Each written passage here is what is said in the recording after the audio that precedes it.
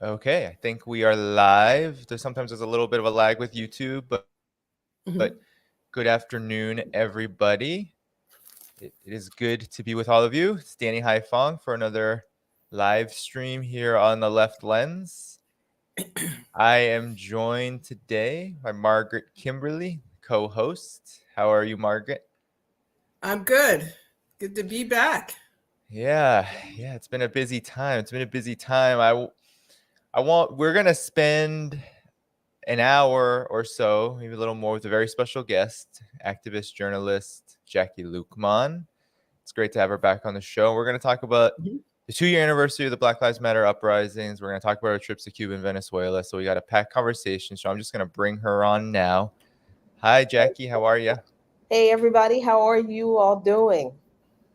Good. All Good to see right. you. Good to see you all too. Good to be seen. Yeah. Good to have you here. So first, while everyone's here, make sure you're liking the stream, Mhm. subscribing to the channel, all that good stuff, sharing it around. Make sure you're boosting that algorithm.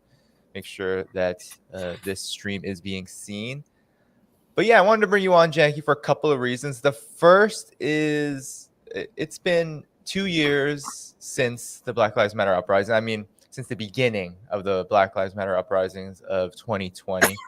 And not many people are talking about this right now. I think part of that is there's a real crisis going on economically, politically in the United States. There's a catastrophic war happening that the US is instigating in Ukraine. And also, these issues tend not to get talked about as much, especially when it relates to racism and especially the Black struggle for self-determination and the uprisings of 2020. I mean, where it was a really high point. And so I wanted to get your reactions 2 years onward now in terms of the Black condition in America since then, your reactions to how your observations about where the movement has gone against police brutality, against racism. But I also want to pull up something really fast because I think what the Black Lives Matter uprisings, what they really generated was such a malicious response from the state. And this came in many forms. This came in the militarized police, literally mowing down protesters. This came in the form of just incessant propaganda against these protests being portrayed as nearly 100% riots. There was no support. There was bipartisan opposition. And then there was a lot of attempts to co-opt it. But I think this instance, the Louisiana Congressman Clay Higgins, he was a cop. He considers himself a reserve cop at this time. But he in 2020, in that summer of 2020, and so this is from Essence Magazine, and for some reason I can't scroll right now. Okay, there you go. This was written December 6th, but he published this on his Twitter during the protests, where he said, or was it his Facebook? I think it was his Facebook, where he said that should protesters come looking like this, that he would shoot them down, essentially. So he said, nothing personal. We just eliminate the threat. We don't care what color you are. We don't care if but if you show up like this, if we recognize the threat, you won't walk away. So essentially saying that he would shoot down protesters. And this was kind of the atmosphere. This was kind of the attitude. So I wonder what your reactions are to that and to generally this 2-year anniversary of the protests that started with the murder of George Floyd, and also remembering what happened to Breonna Taylor a couple of months before that.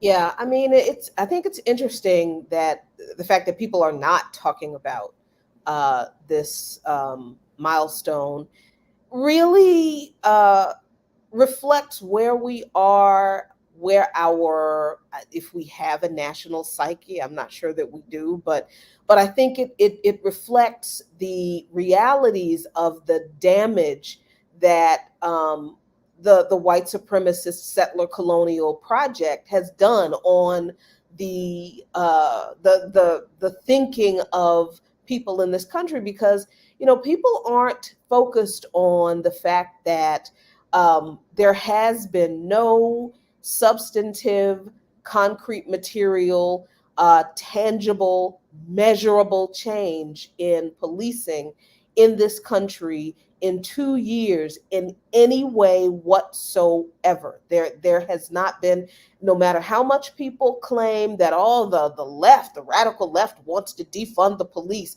that did not actually happen. Some police departments reduced their budgets by almost negligible percentages. And a lot of those reductions, the ones that did occur, it didn't happen across the country in every police or law enforcement agency. And where it did happen, a lot of those reductions actually turned out to be due to COVID regulations, COVID reductions. So any reduction in police budgets were very small. It didn't happen across the board. Most of them that happened were due to COVID budget austerity measures. And where there was a reallocation of funds, the people in the communities who were most impacted by racialized police terrorism did not get to decide where those funds were reallocated in most of those instances. So this idea that the radical left wants to defund the police and they've defunded the police didn't happen. There has been no legislative change in how policing and the institution of policing is conducted. There are no more measures for accountability for killer cops.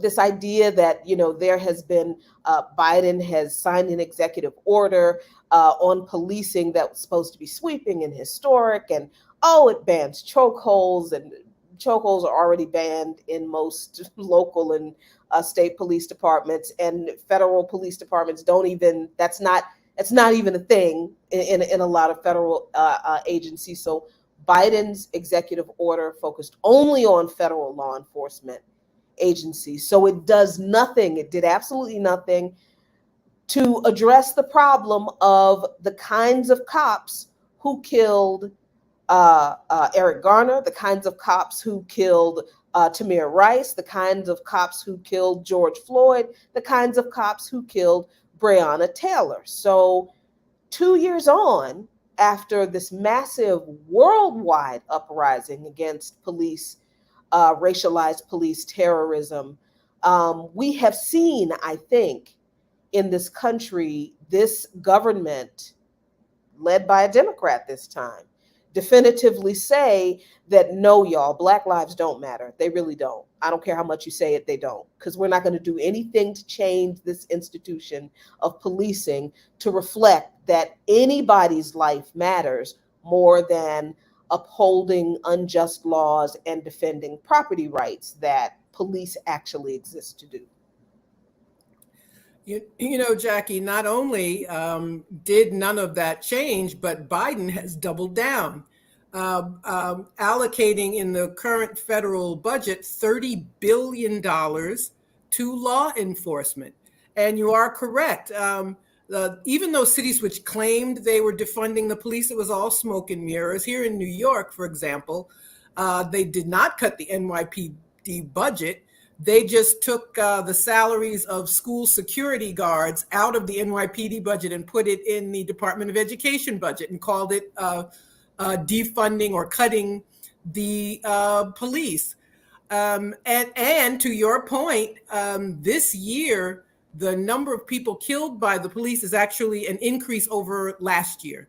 Every year, it's pretty steady. 1,100 people approximately will be killed by police in the United States. And they even use COVID funding for police in New York, in Chicago. COVID money was used for police overtime. In Alabama, they're using it to build a prison. So not only was that not true, but in the end, they undid the measures that people wanted, and we are now in a worse condition in that regard. Yeah, that's absolutely true, and I don't want people to be defeated by any of this, because this is just how the empire responds to, first of all, its own decline, because you can't have an institution that kills as many people as U.S. policing does, and a legislative institution in the U.S. government and the courts that continue to uphold the rights of that law enforcement institution to take people's lives with impunity, and not expect people to stop and say, wait, I thought that this, law enforcement was supposed to protect and serve me. So people are clearly becoming more and more educated on what policing really is, what the institution of policing really is, that it does not exist to protect people. And the Supreme Court continues to affirm that that's what policing is. I don't know how many times the Supreme Court has to issue a ruling in favor of police violating people's so-called constitutional rights, their human rights, for people to understand that the very law that we believe we are protected under actually protects the police to do whatever they feel like to us in their commission of protecting private property and enforcing unjust laws. That's really what policing in a capitalist country that started as a white supremacist settler colonial experiment,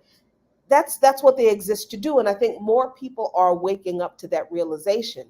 But I don't want people to be dismayed or discouraged by that. This is the perfect point of organization for us, because while the media and the politicians are not talking about the 2-year anniversary or the 2-year commemoration of the public lynching of George Floyd, we organizing, we are talking about it. And we have to not only talk about it, we have to use this moment to advance and increase political education in our communities as to why this commemoration is important, particularly at this moment when the Biden administration is sending massive amounts of money to another country to continue an unjust war, increasing carnage on the streets of Ukraine, while we are still dealing with carnage on the streets in the US. And this same government claims it doesn't have any money to meet any of our material needs to address the issues that lead to the kind of violence that we see in these mass shootings. So this is it's a sobering moment for some people to realize what the empire really is under Joe Biden. It's the same empire that it was under Donald Trump. Sorry that your feelings are hurt, that we're not going to be able to push Biden any more left. That's not going to happen. What needs to happen now is that we need to seize on this moment and redouble our efforts to organize those people who probably are very disillusioned that Joe Biden has turned out to be the terrible disappointment that we told you he was going to be. But okay. Well, I'm glad you added that, Jackie.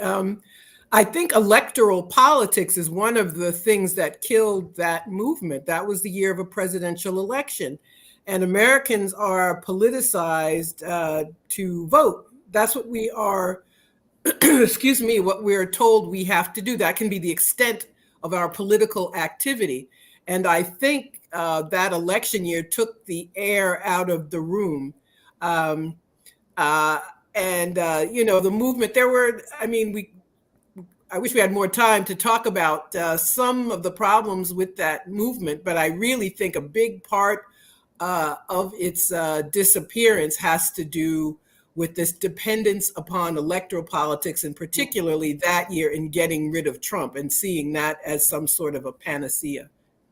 Yeah, I think that's absolutely true. And that was always the weakness of, the Black Lives Matter movement, aside from obviously the financial issues that have arisen because of top-down leadership that was not accountable to anybody, which was a serious problem.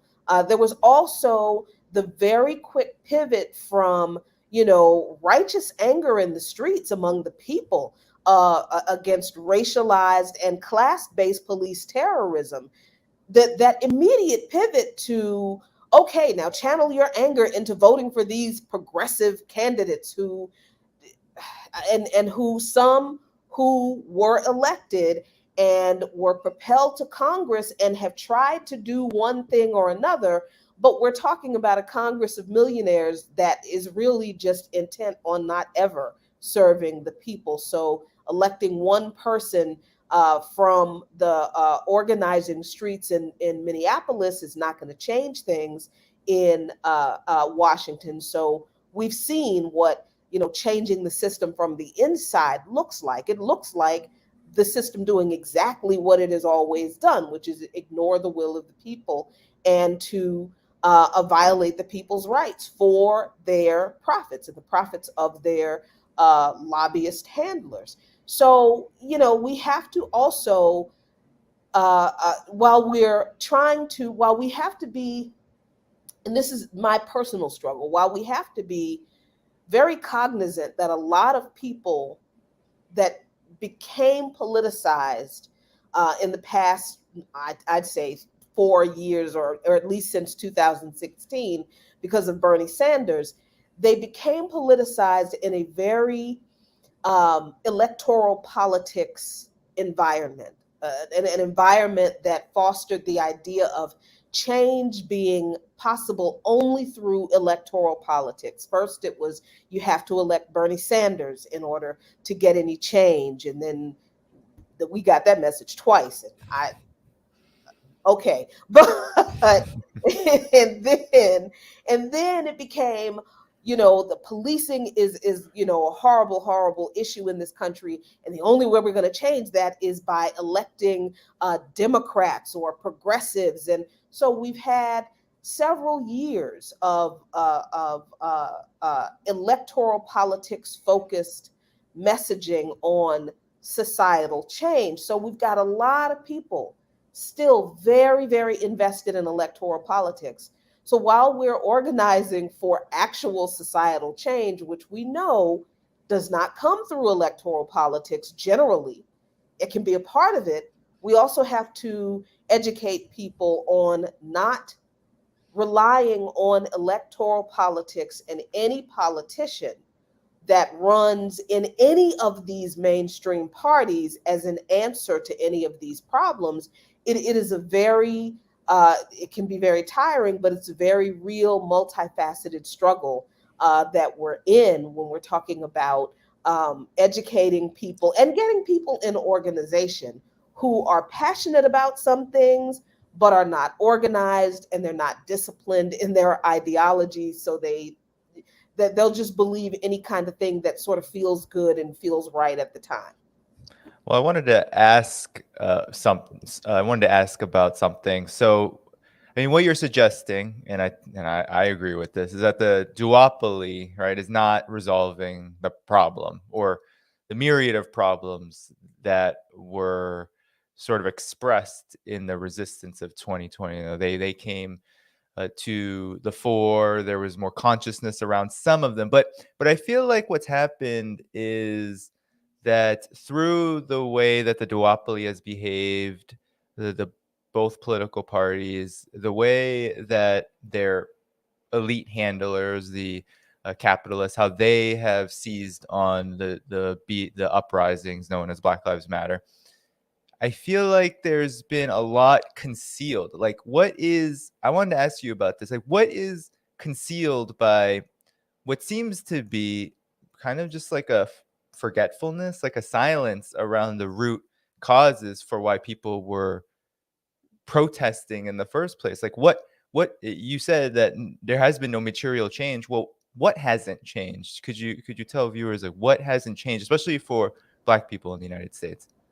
Yeah, I mean, the incidents of police terrorism and the abuses of law enforcement against Black and Indigenous people hasn't changed, hasn't gotten better, it hasn't decreased. We're still seeing videos of cops either physically brutalizing people. There was a video the other day of a cop who literally put his knee on the neck of a pregnant Black woman and tased her in her pregnant belly. Now he's on leave. There's another video just the next day after that of cops in another state who stood by and watched while a man drowned. And one cop literally said to him, "I am not going to jump in after you." I mean, so one of the things that I think it has been hidden by particularly the Democratic establishment, the Republican establishment, they don't need to hide the fact that they're not ever going to change anything that relates to the decrepit material conditions of poor people, of Black people, of indigenous people, of people who are not Republicans and will vote for them in this country. But the Democrats are playing a game of keep away with the fact that they are not doing anything to change any of those material conditions either, because they're beholden to the same corporate interests. They rail against the gun lobby, but they're beholden to the defense industrial complex. Same thing, only international, right? So when we look at the condition of Black people in this country, our net income, our average income hasn't increased. We haven't fared better economically under a Biden administration. We haven't fared better anywhere in this country under most Democratic leadership in most states or cities. That does not mean that Republicans are any better. It's just that we don't fare better or worse under the leadership of either party. And that is what the Democratic Party is hiding by not talking about these issues. The fact that we were told, particularly Black voters and white allies were told in 2020 you had to vote for Joe Biden to protect the Black people.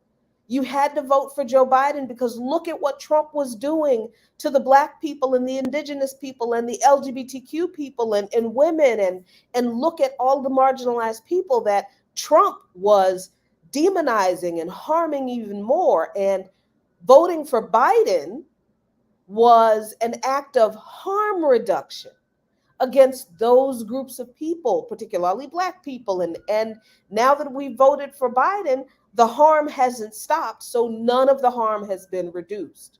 And as a matter of fact, Biden, who came in campaigning on promises that he would at least respond to the coronavirus pandemic differently and better than Trump did, he didn't do anything different from what Trump did in regard to coronavirus. And even more of our people died during this pandemic. And studies have shown that when white Americans found out that it was more Black and indigenous people, people of color who were dying from this virus, they began to not care about any kind of regulations, masking. They don't care, let them die.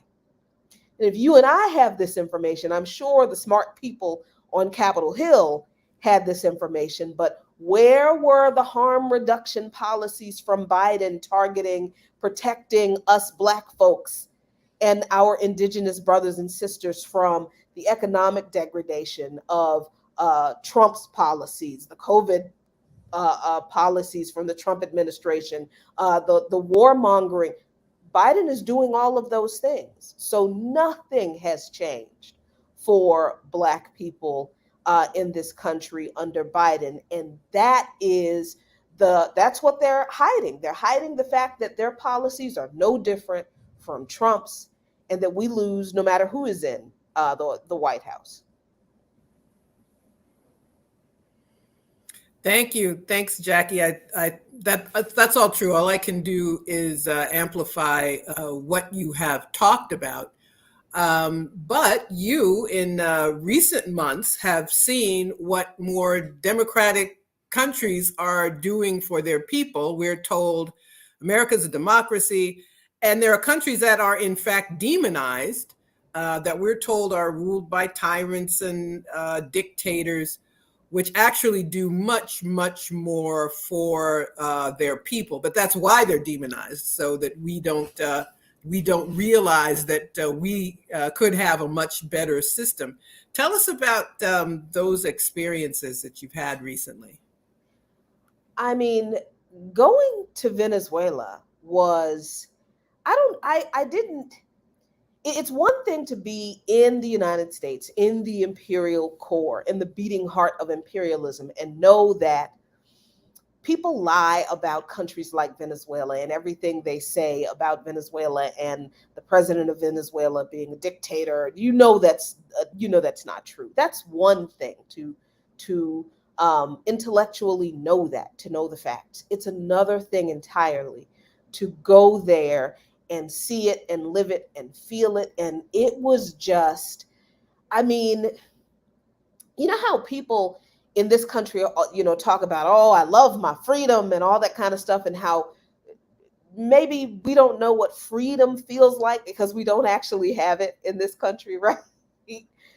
That was very different in Venezuela. I think the first thing I noticed when I went there was obviously how seriously they take COVID protocols. They are very serious about protecting their citizens and their country from COVID. So you get tested a lot, and I was thankful for that. Um, and that testing, by the way, is paid for by the government. So yeah, that's great. And then I think the next thing I noticed, and the first couple of days, I was there for a week for the International Summit Against Fascism in April. The first couple of days, we were traveling back and forth to, different places we were going. And we kept passing, bridges and underpasses and everything. We were in Caracas. And I kept looking under the bridges and the underpasses for homeless people. And I kept not finding them. And that perplexed me in a country that is supposedly led by an evil, brutal dictator who hates his people and he's starving his people. And Nicolas Maduro is a tyrant. And actually, he's not even the president of Venezuela. Juan Guaido is. It was just striking to me that in a country that was supposed to be led by this evil, brutal dictator, sure made sure that nobody is sleeping on the streets. I thought that was very striking for a country led by a dictator. And then when I met Venezuelan people and I talked to Venezuelan people, the first thing I noticed was that when you speak to regular Venezuelan folks and you tell them you're an American, if they're not a right-wing Venezuelan, they are very guarded about what they say, not because they are coached by the Venezuelan government, but because they know that the American government lies so much, they're not exactly sure about you, right?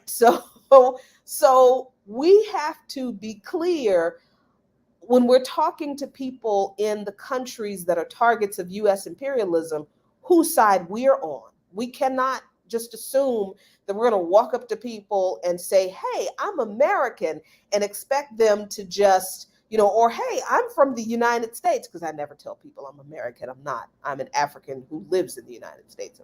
But we cannot automatically expect them to be, just open and given just because we're from the United States and we want to talk to them. We have to understand the effect that U.S. imperialism and its lies and the sanctions and the brutalization of those people have had on everyday folks. So the thing I think that struck me the most when talking to regular Venezuelan folks was how aware they are of the role of U.S. imperialism and the sanctions and the lies that are told about their government that they elect and that they are very proud of. And they're very proud of the Bolivarian revolution that they, the people, contributed to rewriting their constitution that the US government tried to overthrow, but again, the people came out and reversed that attempted coup. And they are extremely proud of that, but they are also very careful not to give too much. They're very careful not to entertain imperialist agents, and I absolutely don't blame them. So, when you're talking to regular Venezuelans, they'll ask you, oh, so you're from the United States? Oh, so what do you think about Biden? And you better tell them. I mean, you better be very clear that, look, I am an anti-imperialist. I do not like the U.S. government. Yeah. So, but people in Venezuela they're aware of the internal contradictions. There is poverty in Venezuela, just like there's poverty in every country. But the sanctions make it impossible for the government in Venezuela to address those issues the way it wants to. And the people are very, very aware of that. They have a system of uh, political participation that is far more democratic than anything we have in the United States. If the Venezuelan people are unhappy with any politician, they can recall them in a referendum vote in the middle of their term. They do have right-wing parties that people vote on, and they have some presence in the government. But people overwhelmingly, the Venezuelan people are overwhelmingly in support of the Bolivarian government. So, I mean, it was a wonderful experience to go to Venezuela and see the lies undone, but also to see the effects of the sanctions on regular people, and to see just how evil they really are in making people's lives that much harder, simply because the country's government is not capitalist and exists to provide for the people in their country. And it's just, the Venezuelan people are a beautiful people, they really just want to, as one person told me, to live and work in solidarity with other people around the world who want to live and work in solidarity with them. I mean, Yeah, yeah. Well, I mean, what you describe is a huge, I think, difference. It's much different than what we hear in Western media, U.S. media about Venezuela. I mean, could you talk about, I guess, the differences and what you saw in Venezuela? I know you were also in Cuba during the May Day Mhm. celebration, I believe, and both countries, Venezuela and Cuba, receive similar treatment, I think, in the US media. Could you talk about the differences between how these countries are portrayed in the media versus what you saw? And how does this relate to racism? Because I feel like, I mean, racism is a global struggle, it's a global issue, it is a global system. How does it relate? Because I feel like there is definitely racial undertones to everything that the Western media and the U.S. media says about these two countries. So I'll just kick it back to you. Yeah, I think that is very important. And it was something that I didn't realize until I went to Venezuela and I saw how Venezuelans see themselves. Venezuelans, from Nicolas Maduro on down, unless they are really like the descendants of the former Spanish and Portuguese, I think, colonizers of Venezuela, and there are some of them who view themselves as white. Venezuelans can trace their lineage, many of them, to indigenous Venezuelans, and many trace their lineage to Afro Venezuelans. So when you go to Venezuela, you see, like in the US media, you only see a portrayal, honestly, of people who look like Juan Guaido, right? When you have people who are talking about Venezuela and talking negatively about, the dictatorship, and Chavez was a dictator and Maduro is a dictator, and it's always people who look like Juan Guaido. But then when you go to Venezuela and you see the public art, murals on walls or on buildings, and the statues, you see that it is very indigenous focused. It is reflective of the indigenous and African heritage of the Venezuelan people.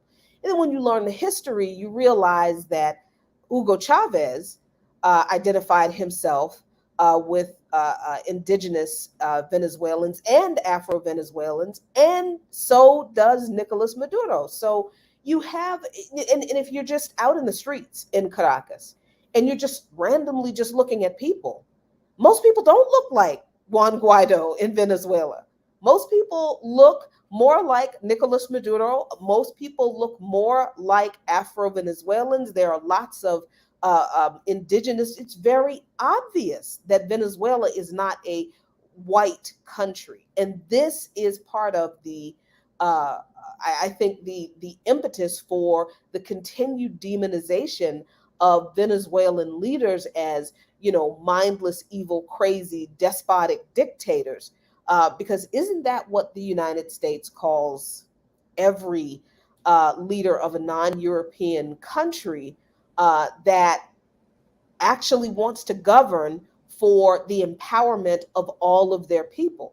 I mean, people may not know that Hugo Chavez's greatest crime, aside from calling out the Bush administration for their excessive response to September 11th, by saying that, you know, he literally said, you know, you can't defeat terrorism with terrorism. But when Hugo Chavez was first elected, he wasn't even a so-called leftist. He was sort of a moderate, sort of liberal. But then he realized that the United States wanted too much control in Venezuela. Capitalism was not going to serve the needs of the people. And the people who were left behind under the former right-wing government in Venezuela were the peasants, were the indigenous, were the Afro-Venezuelans.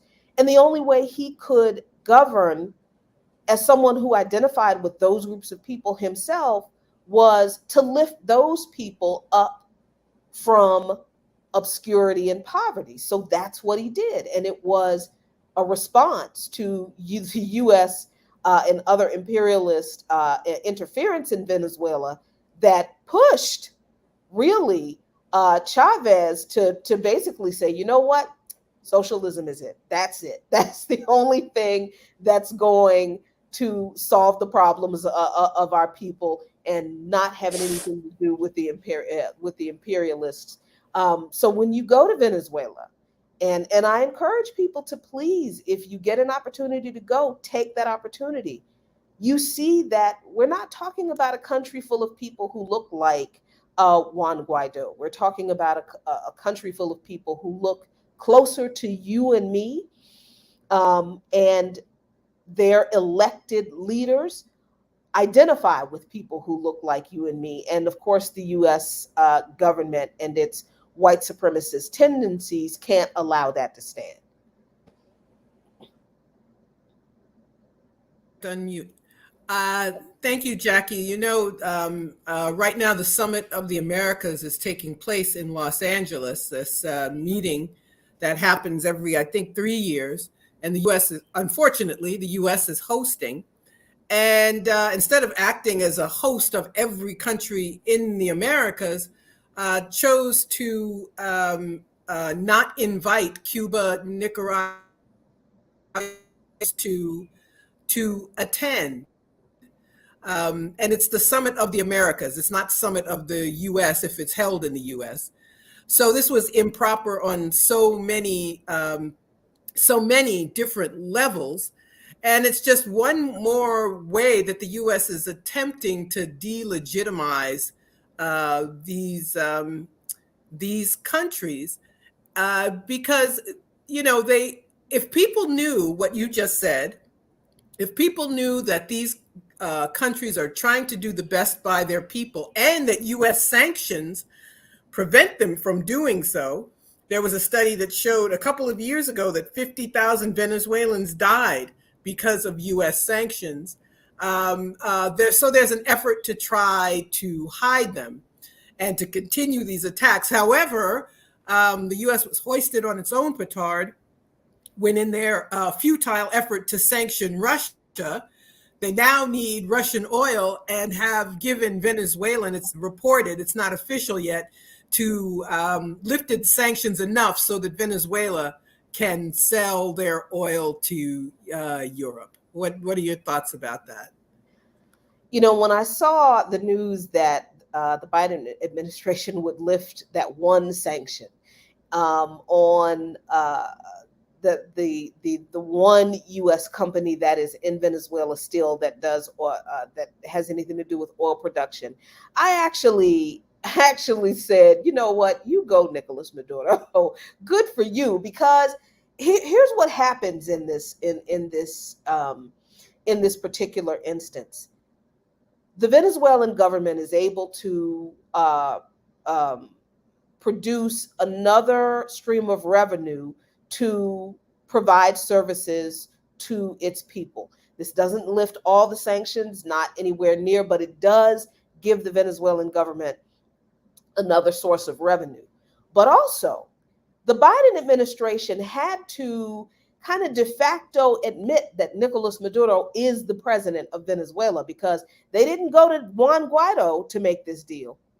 And then there is the other juicy tidbit in this deal, that the person that the sanction was lifted from is actually President Maduro's wife's cousin.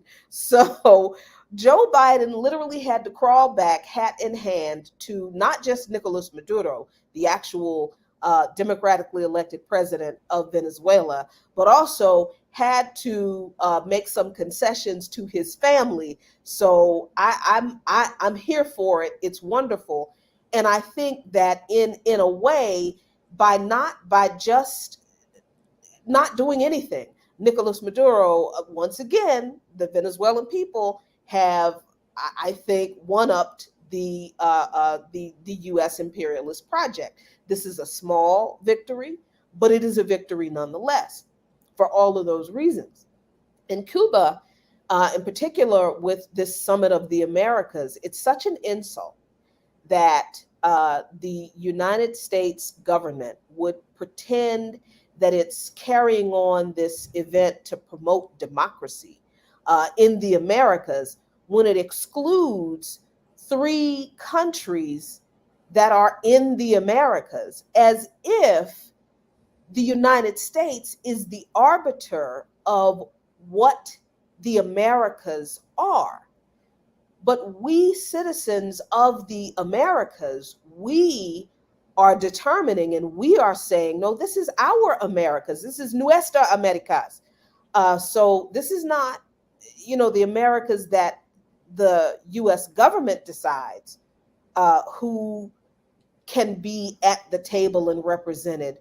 So at the same time that the Summit of the Americas is going on, with the exclusion of Cuba, Nicaragua, and Venezuela, the People's Summit is going on, where representatives from all of the countries in the Americas are there. The people's representatives of those countries in the Americas are attending the much better populated People's Summit going on right now in Los Angeles.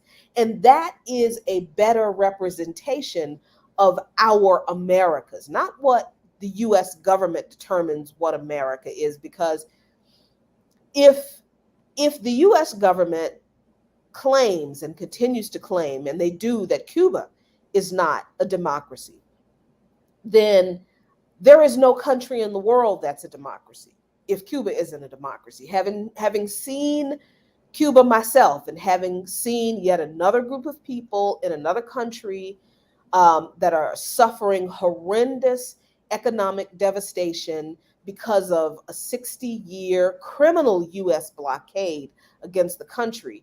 Yes, they deal with very dire economic issues that show up in everyday life. But again, these are people who, if you ask your average Cuban, who might be angry at some aspects of, the Cuban government, they also understand that their economic problems are the direct result of U.S. sanctions and the blockade. So they also represent a people that are generally a large, significant percentage who are Afro-Cuban. identify very closely with indigenous and African heritage throughout the Americas, uh, want to have good relations with other countries in the Americas and throughout the world, and are also very proud of their representative government. Cuba is another country that the United States constantly says is run by a dictator because the Communist Party is the ruling party in Cuba. But Cuba actually has a representative government. The president of Cuba, who happens to be Miguel Diaz Canel, I think his first name is Miguel, but Diaz Canel, um, is elected, um, but he actually cannot do anything just because he's the head of the Communist Party. He can't do anything without the agreement of not just the rest of the party, but the entire structure of the government that starts from the block level and goes all the way up to the Communist Party. And that includes the communities in defense of the revolution. They vote for their block captains, if you will. The block captains then report to people in a structure higher than them, and those people report to national levels, and those people report to the party. And Diaz Canal can't do anything without consensus of the party and the people that keep the party in power. So Cuba has a much more representative government than we have in this country. There are no lobbyists in Cuba. There are no, moneyed elites buying the votes or in writing legislation. Cuba just completed an intensive campaign where they educated the entire population on the new family code, where government officials went to every neighborhood in Cuba and held discussions with everybody in the neighborhood about, quite literally, what the government should say a family should look like and what protections that family should have under the government. And you know what they came away with? A family unit isn't just a husband and a wife. It's not just a man and a woman. It's where people come together in a loving and safe environment, and it's a unified unit, and the government will protect and honor that. Where do we do that here in the United States? Are we still arguing whether a family is a man and a woman who have to be married, and two men and two women can't be considered a family, can't adopt children, and we're going to stop medical care for transitioning transgender children? When you go to places like Cuba and Venezuela and you see how the sanctions affect people's lives, but you also see how people are proud and in defiant opposition to the continued lies about their government. I mean, it really does give you a different idea of what freedom really is, and it really drives home the fact that we do not have it here. Yeah, I was jealous. I'm always jealous for people who are able to go for weeks at a time. I was only there for less than a week in Cuba, and I was lucky enough. You were mentioning the medical care, the progress on transgender rights. I was lucky enough to actually just stumble upon a rally held by Senesex for transgender rights, and it was an incredible. It was thousands of people, zero police in the streets, zero barricades in the streets. It was an incredible thing to see Afro trans people in the streets, and there wasn't any of this. There's just there's just these debates that happen around transgender rights, around LGBTQ rights in the United States that seem so frivolous. And the same goes for every other issue, whether it's police brutality, right? The debates that happen in political discourse seem to skirt the issue, the mainstream political discourse from the two parties. It's either fund the police more, as Biden says, or if the Republicans, it's like, okay, we'll just shoot him down, mow him down, right? There's either co-optation or a complete and utter hostility while in Cuba, there are real attempts to improve things. And it sounds like you were able to see that firsthand, and that's incredible. So, I mean, my last question for you, and then maybe Margaret can chime in at the end too. What can we learn then? What can we learn given all that we talked about when it comes to the struggle against racist policing, the 2-year anniversary onward of the BLM uprisings, and what you were able to see in Venezuela and Cuba? Like, what can we learn from that experience that you had, maybe relating to what's going on right here in the United States? I think the first thing that I would tell people that is extremely important is that internationalism is key. We don't win our struggles against this imperialist system in this country unless we are organizing and in solidarity with and struggling alongside with people internationally who are struggling from the effects of imperialism internationally. We have to develop international solidarity because that's the only way we're all going to win in defeating this system, and to defeat this system for the benefit of all of us, right?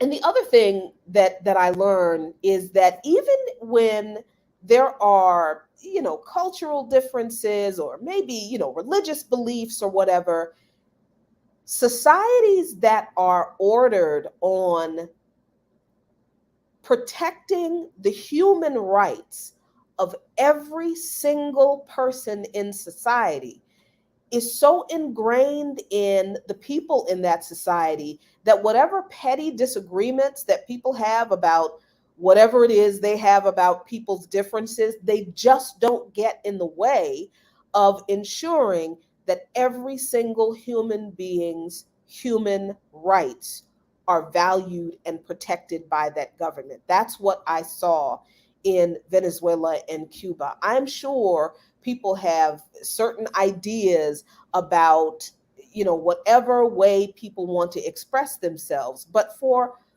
most Venezuelan and Cuban people, the most important thing for them, maybe second only to protecting their overall government and their revolutions from US imperialism, the most important thing was to protect the human rights of all people in society and to ensure that everyone in those societies had the same level of protection by their government and were afforded the same level of respect and equal rights by their government. I thought that was refreshing. That was, and it was life affirming. And I think that's it. That's it. That's the thing. We can have a society that is life affirming if we commit to ensuring that the human rights of all human beings are respected. I saw that happen in how it's done in Cuba. I saw that happen in how it's done in Venezuela. We can have that here, but we can only have it if we defeat US imperialism and we change this society. It's funny, Jackie, the term human rights here is never applied to this country. Mm-hmm. It's a term that's applied to other countries when the US wants to use it as a pretext for some sort of attack, an actual military attack or sanctions. We're told that this or that country does not respect human rights, but the term is never applied here. We hear about legal rights or civil rights, but the term human rights is one that has been erased when it comes to people in this country. And that's something that we need to assert our human rights and point out at every opportunity that they are not valued and not respected in this country. That's true. And I think we don't realize that we do it because this country was obviously founded on the idea that certain groups of people are less than other groups of people who have power and money and are able to oppress another group of people. That is the ideology this country was founded on. So, of course, here we are, however many centuries later, some oppressed people ourselves, believing that we are somehow more deserving of certain rights than other people because we don't like the way we think other people live, or we don't like the way this other group of people expresses themselves, because that's the ideology, that's the foundation of this country. So we don't realize that we are literally uh, um, projecting the violation of human rights of other people just because they're not like us, because that's really what we're indoctrinated to believe, where we get our rights from. But it does not have to be that way, and we believe the narrative that we get in this country, that the only way we get our rights respected is if, other people's rights have to be ignored or downplayed or diminished. But when you see the opposite happen in other countries, that everyone's human rights are valued and everyone is equally protected under the law, you see that it a society can operate differently. It absolutely does, like, literally feel different to be in a country where no one is afraid of having some vital human right like housing or healthcare or education denied to them because of what someone else thinks about who they are, how they express themselves, or the color of their skin, or anything like that. And it's a better I know it sounds trite, but a better world is possible. It is possible. And there are people in other countries fighting to maintain that better world, to improve on their societies, if only US imperialism would leave them alone and let them do it. Right. When you said life affirming earlier, it made me just think about how US imperialism and its white supremacist system is really death affirming. I mean, with the life expectancy declining, COVID-19 just, I mean, ran roughshod over the country, over 1 million people dead, 1,000 people, as Margaret said, more than that, 1,100 or so a year Mhm. killed by police, at least a couple of hundred, if not 300 plus of those Black people. I mean, it's a death affirming society, and that's not even to get into the healthcare disparities and all the various economic issues that people are facing, which only compound on the stress and the exploitation. And as you were describing Cuba and Venezuela, I mean, these societies are moving in a direction of being a completely and totally life affirming society. And it feels like what we can learn from them is, once we understand that, then we can ask the question, well, how come that doesn't exist where we are?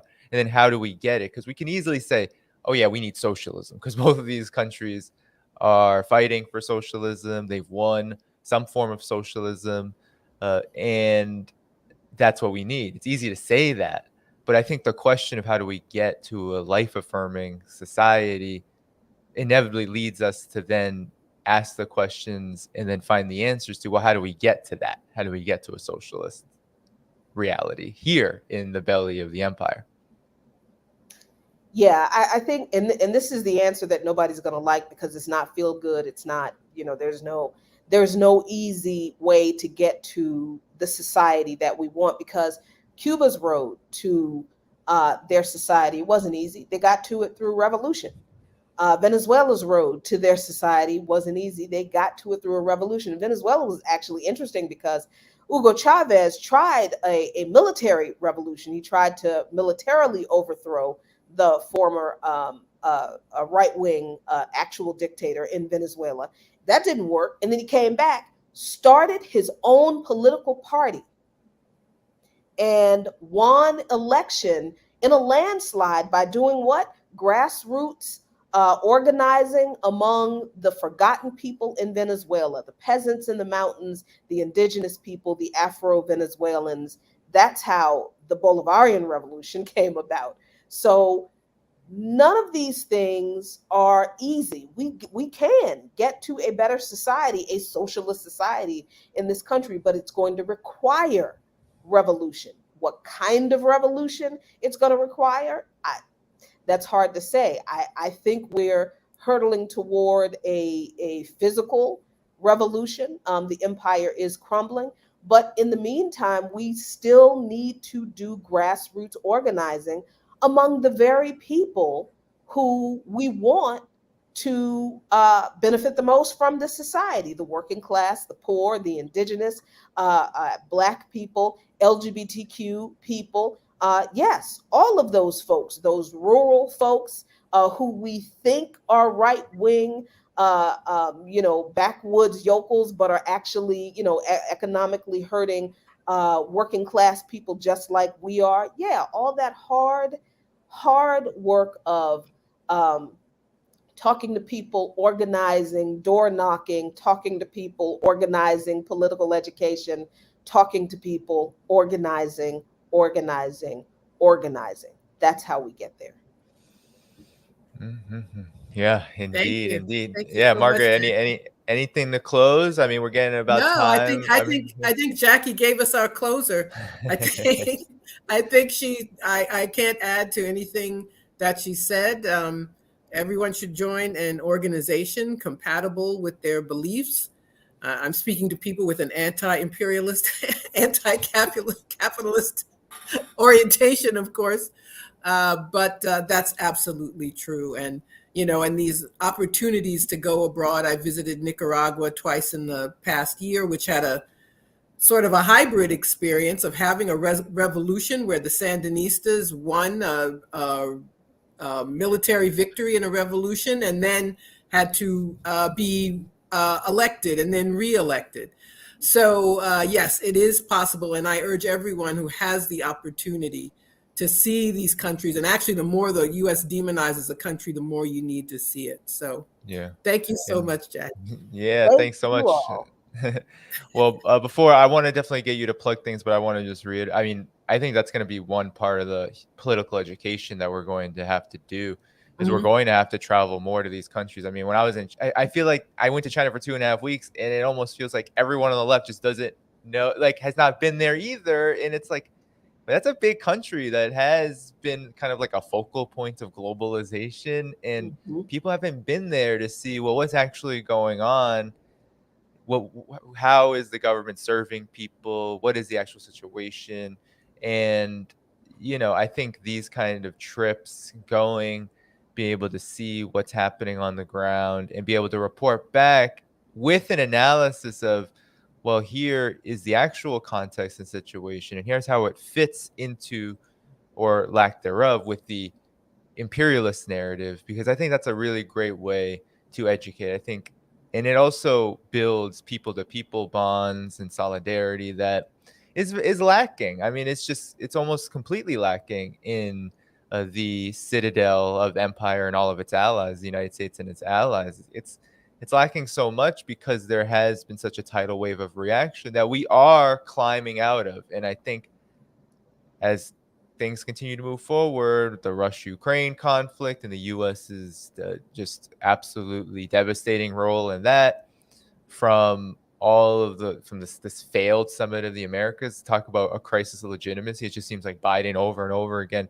just kind of falls on his face with a new example of it. The summit for the United States, it should be called, but it's a failure because it seems like the world is moving in a particular direction. A lot of countries, the most countries in Latin America and the Caribbean came to the aid of Nicaragua, Venezuela, and Cuba and said, we're not going along with this. Even if we do attend, we're not going to allow this exclusion to be something that is accepted in public. And I think that's a huge deal, plus all the boycotts that happen. So there's a lot going on that I think we can contribute in, but it was really great that you were able to share your experiences, because I think it's so relatable. But last word, Jackie, where can people find you, and any last thoughts? So you can find me every weekday from 2 to 4 p.m. On By Any Means Necessary on Radio Sputnik in Washington, D.C. You can listen on the radio at 105.5 FM and 1390 AM in the Washington, D.C. area. And I think you can pick that up on internet radio. But if not, you can find us on SputnikNews.com radio /radio. Click on the plus sign and then type in By Any Means Necessary, and you can find all of our shows there. And then 2 or 3 mornings a week, I am on the Remix Morning Show on Black Power Media on YouTube. And on Friday nights, most Friday nights, I have Luqman Nation on Black Power Media at 7 p.m. But I am starting a new podcast, a new show on Black Power Media, 1 o'clock weekdays. And I think I'm calling it Power Lunch with Jackie Luqman or something or other like that. But a few days a week, I'll be doing that at lunchtime at around 1 o'clock on Black Power Media. And you can follow me on Twitter, Luqman Nation, the number 1. And you can support me on Patreon at patreon.com/Luqman Nation. And I think that's everywhere, I think. All right. All right. Well, great to be with you all, everyone. It was a great conversation. We will be back soon with another episode, but please do, as you're leaving, make sure you're liking this stream, sharing it, subscribing to the channel, and hitting that notifications bell so you know when we go live. Take care, everyone, and bye-bye. Peace out.